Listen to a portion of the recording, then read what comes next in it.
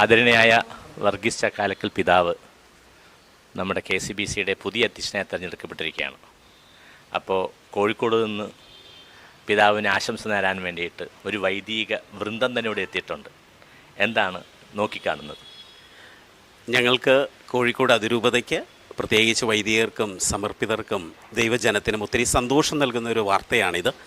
പ്രത്യേകിച്ച് ശതാബ്ദിയുടെ നിറവിലായിരിക്കുമ്പോൾ ഒരു രജത ജൂബിലി, മെത്രാഭിഷേകത്തിൻ്റെ രജത ജൂബിലി ആഘോഷത്തിൻ്റെ നിറവിലായിരിക്കുമ്പോൾ അഭിമന്യ പിതാവിന് മറ്റൊരു വലിയൊരു അനുഗ്രഹം കൂടി അല്ലെങ്കിൽ ഒരു പദവി കൂടി നൽകപ്പെടുന്ന ഈ നിമിഷത്തിൽ ഞങ്ങളെല്ലാവരും ഒത്തൊരുമിച്ച് പ്രാർത്ഥിക്കുന്നു ഈ ഉത്തരവാദിത്തം ഏറ്റവും ഭംഗിയായി നിറവേറ്റുവാൻ പിതാവിന് ദൈവം അനുഗ്രഹിക്കട്ടെ എന്ന്.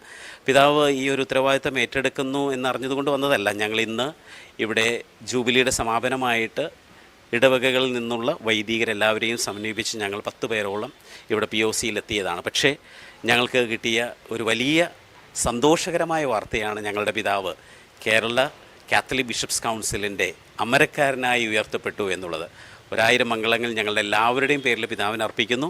ഇനി അങ്ങോട്ട് ജനകീയ പിതാവ് എന്നുള്ള തലക്കെട്ട് മാത്രമല്ല, സൗമ്യമായ മനുഷ്യത്വത്തിൻ്റെ ഒരു മുഖം നമ്മുടെ വർഗീസ് ചക്കാലക്കൽ പിതാവ് കേരള സഭയ്ക്ക് തന്നെ പ്രദാനം ചെയ്യുമെന്നുള്ള ശുഭാപ്തി വിശ്വാസത്തോടെ ഞങ്ങളായിരിക്കുന്നു. സഭയ്ക്ക് ഒരു പുതു മുഖം തന്നെ അഭിമന്യ വർഗീസ് ചക്കാലക്കൽ പിതാവ് നൽകുമെന്ന് ഞങ്ങളെല്ലാവരും ഉറച്ചു വിശ്വസിക്കുന്നു.